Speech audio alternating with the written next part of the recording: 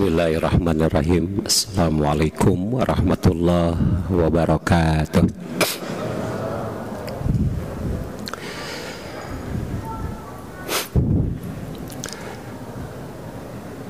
Alhamdulillah, wassalatu wassalamu ala rasulillah wa ala alihi wa ashabihi wa mawalah. Asyhadu an la ilaha illallah wahdahu la syarikalah wa asyhadu anna Muhammadan abduhu wa rasuluh la nabiyya ba'dah. Faqala Allah ta'ala fi kitabihil karim, a'udzu billahi minasy syaithanir rajim,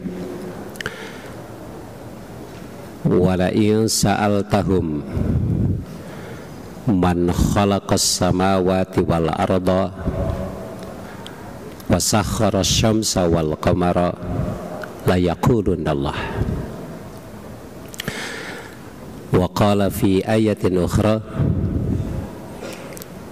wa idza sa'alaka ibadi anni fa inni qaribun ujibu da'watad da'i iza da'ani falyastajibu li wal yu'minu bi la'allahum yarsyudun. Shadaqallahul adzim. Rabbi syrah li sadri wa yassir li amri wa hlul 'uqdatam min lisani yafqahu qawli, amma ba'du. Para ibu dan bapak yang dimuliakan Allah Subhanahu wa taala, sebagaimana kita maklum bahwa ayat-ayat Al-Quran yang membicarakan tentang saum termaktub di surat Al-Baqarah mulai ayat nomor 183 sampai dengan nomor 188.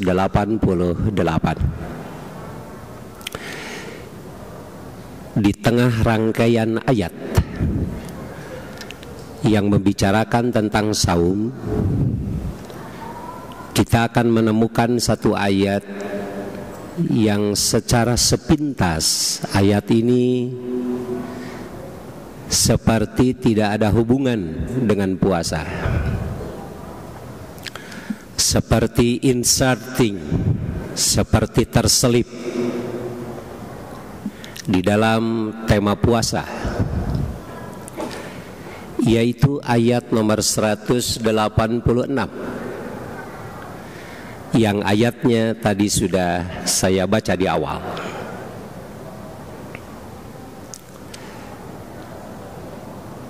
Kalau kita simak dengan penuh seksama, ternyata ayat nomor 186 itu bukan saja memiliki robot atau relasi atau kaitan dengan saum, melainkan sesungguhnya ayat itu menjadi roh daripada ibadah saum. Ayat itu menjadi jiwa dari ibadah puasa. Ayat itu saya terjemahkan, wa idza sa'alaka ibadi anni, dan apabila hambaku bertanya kepadamu tentang keberadaan aku, fa inni qaribun, maka katakan sesungguhnya aku ini dekat. Kemudian ujibu da'watad da'i iza da'ani, aku merespon doanya orang yang berdoa kepada aku jika dia benar-benar berdoa. Falyastajibu li wal yu'minu bi la'allahum yarsyudun, maka hendaklah mereka merespons seruanku dan hendaklah mereka iman, yakin kepadaku agar mereka mendapatkan petunjuk. Hadirin hadirat yang dimuliakan Allah Subhanahu wa taala, ada 3 poin yang penting untuk kita perhatikan dengan seksama dari ayat tersebut. Yang pertama, Ayat itu dimulai dengan kalimat wa idza sa'alaka ibadi anni. Apabila hambaku bertanya kepadaku tentang aku. Di dalam tafsir Ar-Razi kita menemukan penggunaan kata idza sa'alaka. Jika bertanya kepadamu hai Muhammad anni, tentang keberadaan aku, ini memberikan petunjuk bahwa kita selaku makhluk Allah memang kodratnya selalu bertanya tentang keberadaan Allah. Orang masuk tataros wae, di mana keberadaan Allah? Nuju kumaha Allah ayeuna? Apakah Allah dekat dengan saya? Apakah Allah memperhatikan saya? Apakah Allah melihat saya? Inilah memang manusia memiliki kecenderungan untuk selalu bertanya akan keberadaan Tuhan.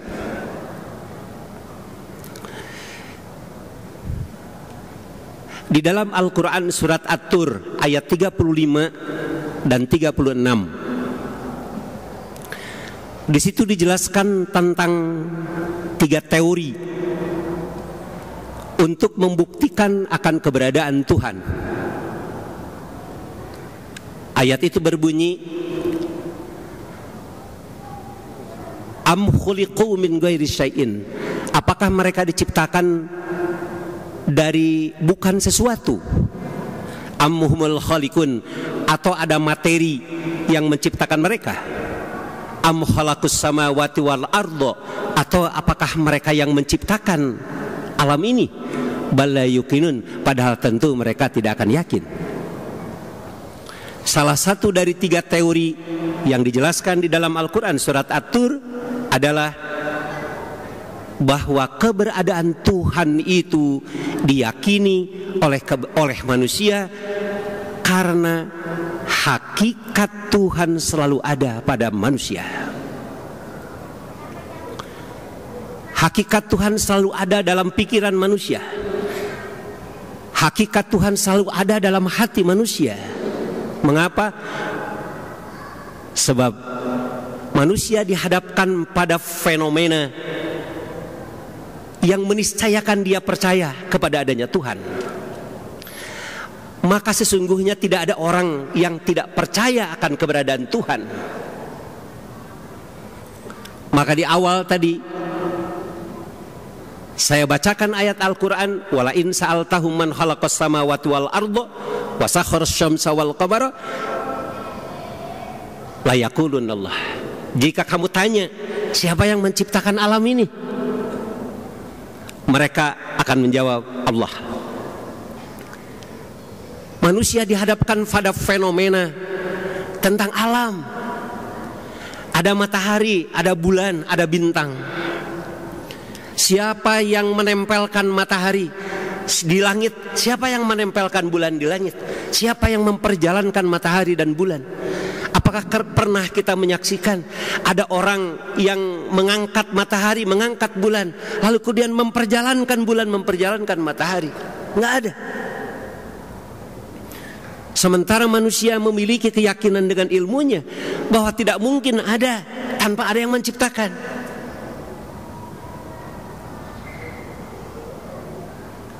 Bintang yang ada di langit itu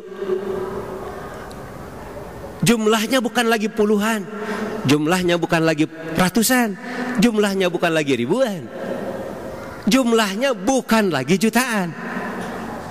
Bintang-bintang itu jumlahnya miliaran, dan satu bintang lebih besar daripada matahari, dan matahari itu lebih besar daripada bumi. Subhanallah. Siapa yang menciptakan bintang-bintang yang bermiliar-miliar itu yang ada di langit? Jadi sesungguhnya manusia itu percaya akan keberadaan Tuhan, tapi bawaan manusia selalu bertanya, di mana engkau Tuhan? Ada yang menarik. Kenapa manusia selalu bertanya akan keberadaan Tuhan? Jawabannya adalah karena manusia dihadapkan pada kenyataan khuliqal insanu dha'ifa. Ternyata manusia lemah, manusia tidak berdaya. Hadirin hadirat, jangankan untuk menguasai alam semesta, sekedar untuk mengendalikan dirinya saja, just to control himself, sekedar untuk mengontrol dirinya saja dia tidak mampu. Give up. Dia tidak tahu apa yang akan terjadi dengan nasib besok hari. Dia tidak tahu bagaimana dengan rezekinya. Dia tidak tahu bagaimana dengan kesehatannya. Manusia serba limitasi.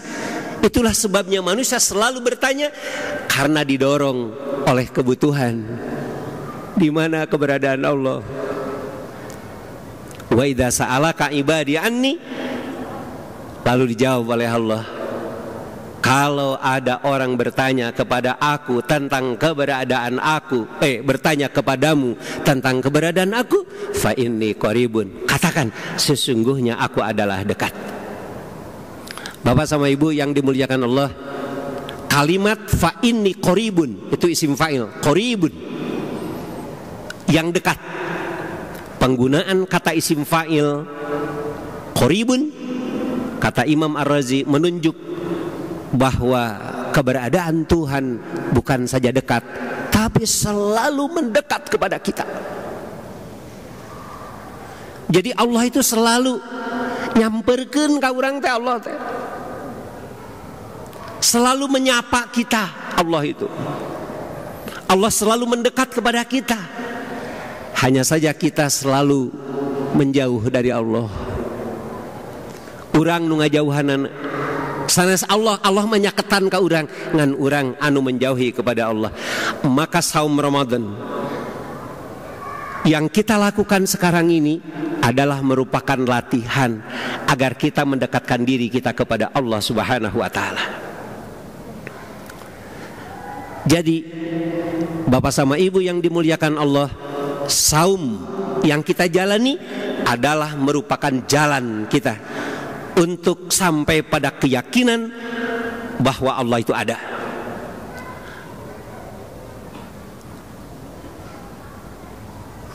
Di dalam Al-Quran surat Al-Hadid ayat 16, Allah memberikan bimbingan dua jalan agar kita bisa memelihara ma'rifatullah. Yang pertama, Bapak sama Ibu yang dimuliakan Allah, adalah dengan bizikrillah.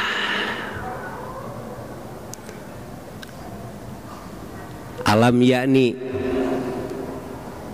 lillazina amanu an tahsha'a qulubuhum li zikrillah. Bagaimana kita menjaga ma'rifatullah? Maka solusinya adalah dengan zikir kepada Allah, emut ke Allah, selalu ingat kepada Allah. Ingat dengan lisan kalimah-kalimah thayyibah, la ilaha illallah Muhammadun Rasulullah. Kalimah-kalimah thayyibah, subhanallah walhamdulillah wala ilaha illallah wallahu akbar. Jangan menganggap enteng terhadap kalimah thayyibah. Itu mah cuma ucapan aja. Hadirin hadirat, substansi agama itu salah satunya adalah ucapan. Maka sholat itu sendiri adalah ucapan. As-sholatu aqwalun wa af'alun. Sholat itu mengucap, melafalkan, af'alun, dan juga melakukan perbuatan. Maka kita latih, membiasakan untuk melafalkan kalimah-kalimah thayyibah. La ilaha illallah. Ada sebuah hadis yang menyatakan, man kana akhiru hayatihi qaula la ilaha illallah dakhalal jannah. Siapa yang akhir hayatnya dia mengucapkan la ilaha illallah, maka dia masuk surga. Pertanyaannya, mungkin nggak orang kalau tidak biasa mengucapkan la ilaha illallah, lalu kemudian di penghujung hayatnya dia mengucapkan la ilaha illallah? Kayaknya sulit. Apalagi kalau alergi mengucapkan la ilaha illallah. Apakah mungkin orang yang alergi mengucapkan kalimah-kalimah thayyibah, eta mah bahasa Arab, mun jiga urang Arab boy cenah. Itu mah tradisi Arab. Dikit-dikit subhanallah, dikit-dikit alhamdulillah, dikit-dikit Allahu akbar. Eta mah tradisi Arab, urang Arab, kalimat-kalimat Arab. Apalagi kalau alergi seperti itu, apakah memungkinkan di penghujung hayatnya dia mengucapkan la ilaha illallah? Tentu agak sulit. Hadirin rahimakumullah. Lizikrillah tentu bukan sekedar dengan melafalkan kalimah-kalimah thayyibah, tapi juga dengan ibadah kepada Allah. Di dalam Al-Quran dikatakan, aqimis sholata bizikri, engkau sholat agar engkau ingat kepadaku. Berarti sholat adalah instrumen untuk memelihara ma'rifatullah. Dengan sholat kita jadi ingat kepada Allah. At-tawafu hiya sholah, tawaf juga adalah sholat. Berarti tawaf, ibadah kepada Allah adalah merupakan cara untuk bisa memelihara ma'rifatullah. Hadirin rahimakumullah, lizikrillah, zikir kepada Allah tentu dengan kita meyakini akan keesaan Allah. Tauhid kita jaga betul.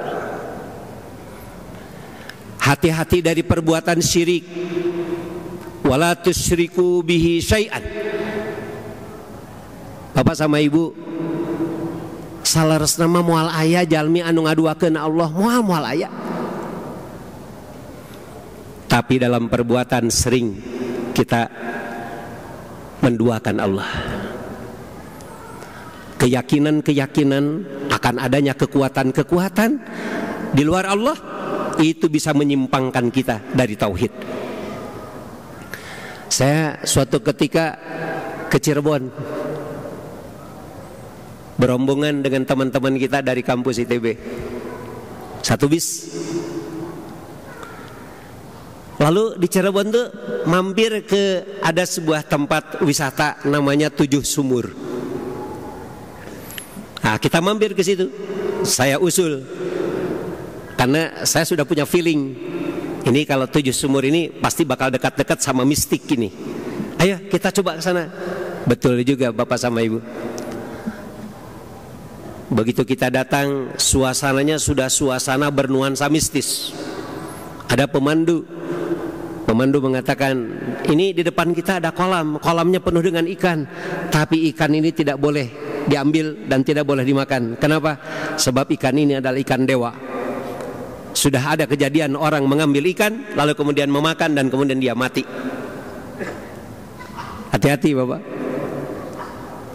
Lalu kemudian kita masuk ke dalam. Benar, ternyata ada 7 sumur. Saya mencoba melihat mana sumur pertama, mana kedua, mana ketiga. Tidak sedikit bapak-bapak dan ibu-ibu yang mandi. Tempatnya relatif terbuka. Mereka mandi tentu pakai baju, pakai busana. Cuma mereka mengambil air, ya disiuk gini. Banyak yang mandi, mulai sumur 1 sampai sumur ke-7. Saya coba video, waktu itu lagi rame handycam. Saya handycam. Ada seorang ibu-ibu sudah mulai agak tua, kelihatannya umur di atas 70 tahun. Saya tanya di video tuh, masih ada tuh rekamannya. Ibu, udah mandi dari sumur yang pertama? Oh, atas cep. Nah, subhanallah. Kedua, ketiga, dan sekarang yang ke-7. Mandi bari atoh bahagia sekali dia bisa mandi di situ. Kenapa? Karena ada keyakinan umur 71 tahun kalau mandi dari sumur pertama sampai ke-7 akan berubah menjadi umur 17 tahun. Hadirin rahimakumullah. Hati-hati Bapak sama Ibu dari kepercayaan-kepercayaan yang sebetulnya apa ya, tek-tek bengek gitu. Misalnya kalau bikin rumah katanya jangan sampai dari depan sampai ke belakang itu tidak ada penghalang. Kalau bikin rumah itu yang namanya atap, jangan sampai atap tetangga menghadap kepada kita. Kalau beli tanah, jangan sampai tusuk sate. Kalau beli rumah, jangan sampai nomor 13. Hadir. Jalan di Ponorogo, nomor 7, nomor 9, nomor 11. Ayah nomor 13. Hati-hati. Sekedar percaya pada hal-hal yang seperti itu bisa menyimpangkan dari akidah. Ada orang yang percaya bahwa hari Rebo tes hari sial. Yaumul Arbi'i, Yaumun Nahsin Mustamirin. Hari Bapak lahir dinten naon? Dinten Rebo. Bapak lahir dinten Rebo masih sial. Rek lahir teu jadi. Rek boga rezeki teu jadi. Rek boga kedudukan Al-Kursi diumumkan ku KPU ternyata teu jadi. Jadi hadirin rahimakumullah, hari Rebo cenah hari sial. Hati-hati. Percaya sakedik we karena hal-hal nu sapertos kitu itu menyimpangkan daripada akidah. Jadi Bapak sama Ibu yang dimuliakan Allah, takzim, mengagungkan. Yang diagungkan bisa manusia, yang diagungkan bisa bukan manusia, yang diagungkan bisa benda, yang diagungkan bahkan bisa benda abstrak. Mengagungkan hari, mengagungkan warna. Hadirin rahimakumullah, bahkan tidak boleh kita mengagungkan manusia dengan pangkat Nabi sekalipun. Itulah sebabnya baginda Nabi memberikan wasiat, la tatruni kama atratir Yahudu wan Nasara ibna Maryam. Kamu jangan panggil-panggil aku dengan panggilan-panggilan seperti orang Yahudi dan Nasrani. Mereka memanggil nabi-nabi Allah. Uzair dipanggil sebagai anak Allah, Isa dipanggil sebagai anak Allah. Kata baginda Nabi, innama ana abdullah wa rasuluhu. Sesungguhnya aku adalah hamba dan utusannya. Maka kalau kalian panggil aku dengan Abdullah wa rasuluh. Tidak boleh kita mengagungkan apa saja, tidak boleh kita takzim. Begitu kita mengagungkan, menganggap ada sesuatu yang agung, ada sesuatu yang mendominasi dalam kehidupan kita, ada sesuatu yang mendrive secara signifikan, mengarahkan secara signifikan. Wah, bakal kieu yeuh. Misalnya percaya pada perhitungan bintang Virgo, Aries. Bintang naon cenah? Anjeun teh bintang Virgo. Calon Aries. Mangka deh bintang Virgo mah hari ini, hari Jumat ini lagi kurang match dengan bintang Aries. Hati-hati katanya. Begitu kita percaya sedikit saja pada hal-hal yang seperti ini, maka kita tersimpangkan. Ini yang pertama, Bapak sama Ibu yang dimuliakan Allah. Bagaimana kita memelihara jalan untuk ma'rifatullah agar kita yakin akan keberadaan Allah, atau sampai pada keyakinan bahwa Allah itu betul-betul ada di dalam hati kita. Maka kita harus jaga tauhidullah. Yang kedua, alam yakni lillazina amanu an tahsya'a qulubuhum li dzikrillah wa ma nazala minal haqqi. Bagaimana caranya agar kita bisa memelihara keyakinan kita akan keberadaan Allah? Ke ayat deui Bapak sareng Ibu. Kecuali kita harus berpegang teguh pada nilai yang datang dari Allah, berpegang teguh pada agama Allah, berpegang teguh pada nilai, berpegang teguh pada hukum yang telah dibuatkan oleh Allah Subhanahu wa taala, kita mulai memahami sumber ajaran Islam yang utama, yang pertama dan utama adalah Al-Quran. Maka kita mulai dengan Al-Quran. Kita biasakan tilawah Al-Quran, kita biasakan membaca Al-Quran, kita biasakan menghafal Al-Quran, kita biasakan memahami Al-Quran. Sebab tidak mungkin kita bisa memahami ajaran Islam tanpa memahami Al-Quran. Kita jaga Al-Quran, kita dekatkan diri kita pada Al-Quran. Maka baginda Nabi Muhammad SAW di bulan Ramadan ini perlu kita ikuti, kita teladani. Beliau mengkhatamkan Al-Quran berkali-kali, langsung dibimbing oleh malaikat Jibril. Maka kita lakukan tilawah Al-Quran di bulan Ramadan ini. Kita tingkatkan ikhtiar kita untuk tilawah Al-Quran. Tiada jam waktu yang berlalu tanpa kita membaca Al-Quran. Hadirin rahimakumullah, tentu saja nilai yang datang dari Allah itu ada penjelasannya. Dalam hal ini adalah sunnah Nabi Muhammad Sallallahu Alaihi Wasallam. Bukan saja Al-Quran yang harus kita pelajari, tapi juga sunnah Nabi. Sunnah Nabi itu memiliki 3 fungsi. Yang pertama, menguatkan Al-Quran, menguatkan pesan yang ada dalam Al-Quran. Yang kedua, memberikan penjelasan terhadap Al-Quran. Di dalam Al-Quran kita menemukan ada perintah-perintah yang bersifat umum seperti sholat, aqimis sholah, wa aqimus sholah. Tapi kumaha carana tepan teu aya dina Al-Quran. So kita bayangkan kalau tanpa sunnah nggak mungkin kita bisa menjalankan Al-Quran. Bapak sama ibu yang dimuliakan Allah, tanpa sunnah kita akan dihadapkan pada apa yang disebut dengan darurat hukum. Kenapa? Sebab Al-Quran tidak akan bisa dioperasikan, tidak akan bisa dijalankan tanpa ada penjelasan dari sunnah Nabi Muhammad Sallallahu Alaihi Wasallam. Maka kata baginda Nabi, taraktu fikum amroini, aku tinggalkan bagi kalian 2 perkara, lan tadillu ma in tamassaktum bihima, kamu tidak akan pernah sesat kalau kamu selalu berpegang pada yang 2 itu. Apa itu? 1, Al-Quran, dan yang kedua, As-Sunnah. Maka kita perlu mempelajari juga sunnah Nabi Muhammad Sallallahu Alaihi Wasallam. Bapak sama ibu, bukan kita lakukan tilawah Al-Quran setiap hari, tapi dekatkan pula kita pada sunnah Nabi Muhammad Sallallahu Alaihi Wasallam. Yuk kita mulai dengan menghadirkan apa itu riwayat-riwayat dari baginda Nabi. Di rumah kedah aya atuh kitab Bukhari, usahakan di rumah aya kitab Muslim.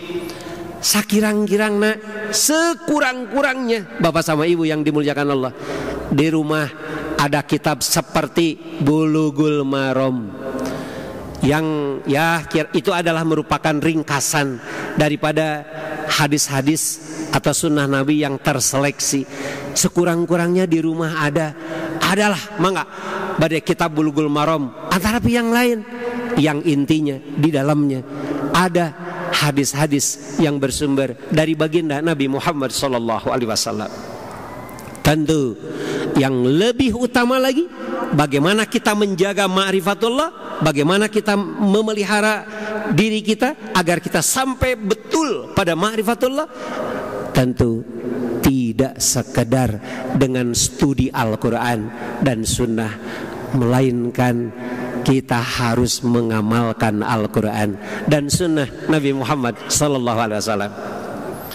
Bapak sama ibu, kita diingatkan oleh baginda Nabi, upami urang ngaos Al-Quran, tapi Al-Quran henteu diaktualisasikan dina perbuatan urang. Kata baginda Nabi, rubba qari'in wal Qur'anu yal'anuhu, Tidak sedikit orang membaca Al-Quran, tapi Al-Quran itu sendiri yang melaknat terhadap orang itu. Kenapa? Sebabnya adalah karena dia membaca Al-Quran, tapi bacaan Al-Quran tidak berujung dengan perbuatan.